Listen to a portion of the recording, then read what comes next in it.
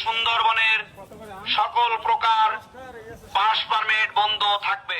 বন্যপ্রাণী ও মৎস্য সম্পদের প্রজনন সুরক্ষায় ১ জুন থেকে টানা ৩ মাসের জন্য সুন্দরবনে সব ধরনের প্রবেশ নিষিদ্ধ ঘোষণা করেছে বন বিভাগ। আর এই নিষেধাজ্ঞা মেনে চলার জন্য বনজীবীদের উদ্দেশ্যে উপকূলীয় অঞ্চলে চলছে মাইকিং। কোনো প্রকার বনজ সম্পদ আহরণ করা আইনত দণ্ডনীয় অপরাধ। আদেশ অমান্যকারীদের বিরুদ্ধে আইনগত ব্যবস্থা গ্রহণের হুঁশিয়ারি দেওয়া হয়েছে। এতে সুন্দরবনে প্রবেশে ৩ মাস নিষেধাজ্ঞার সিদ্ধান্তে দুশ্চিন্তায় পড়েছেন সুন্দরবন নির্ভর হাজার হাজার জেলে, মোয়ালসহ বনজীবীরা।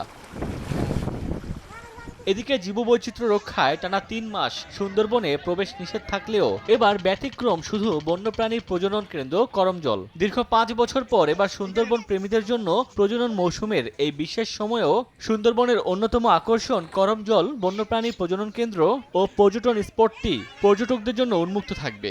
করমজলে যদি এই বোটগুলো যাওয়া আসা করে, এখানে পশুর নদীর কাছে করমজলের কোনো পশু পাখির কোনো ক্ষতি হওয়ার কোনো সম্ভাবনা নাই। সরকারেরও ভাবা উচিত যে আমরা জেলেরা কিভাবে বেঁচে থাকতে পারি, সেদিকে একটু দৃষ্টিপাত দিই। আমি অনুরোধ করব সরকারকে যে যেন আমাদের মতো জেলেদের তারা একটা ব্যবস্থা করেন। শুধু করমজল খোলা থাকবে, এর বাইরে আর কোথাও কেউ যেতে পারবে না। বন বিভাগ জানায় বাংলাদেশের ৬,০১৭ বর্গ কিলোমিটার আয়তনের এই ম্যানগ্রোভ বনের প্রায় ৩১% জলজ ভাগ।